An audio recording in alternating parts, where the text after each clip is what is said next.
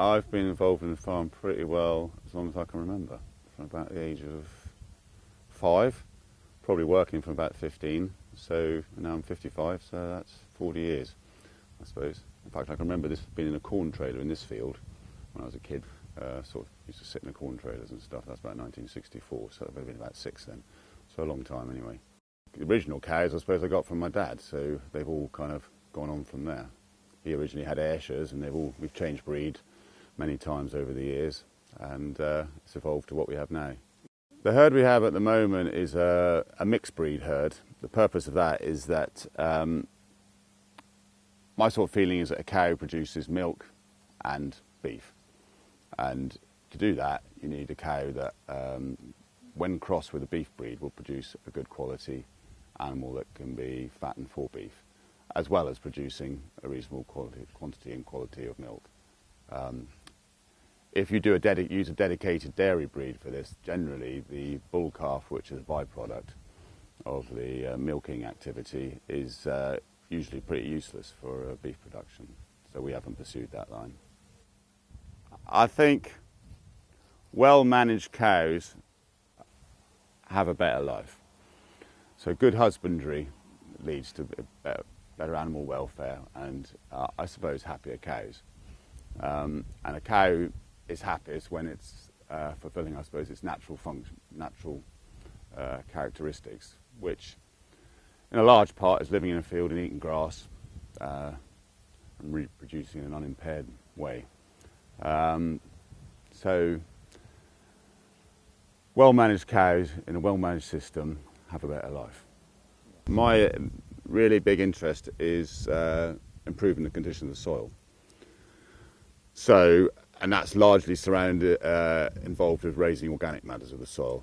The knock-on effect of trying to achieve that is the type of things which can grow and their effect on the soil, and that, I hope, will have an eventual effect on the animals as a part of a holistic system. So I think where farming should be going, and one of the sort of massive problems facing the whole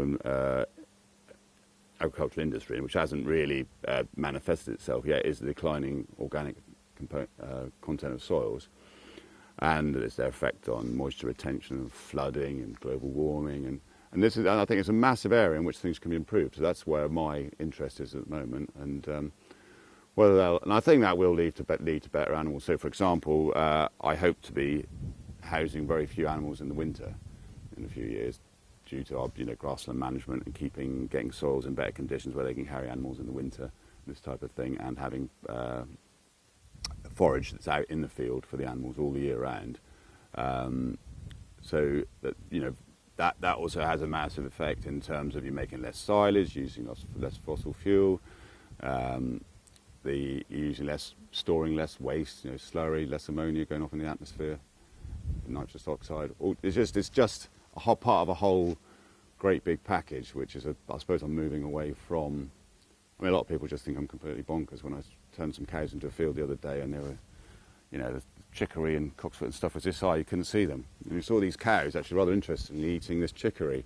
And so the chicory's higher than that stinging-nails, and my cows have never seen anything longer than a foot high. So the way which they were trying to eat it, you could see it was just like a cow trying to eat leaves off a branch, because they were trying to get their tongues around this, and finally they could get their tongues around, eat the tops off them, and then just started chomping down the plant. And you could see they were just completely at home with themselves. They just loved it. Yeah, we should take them out there and show them a picture of that, maybe.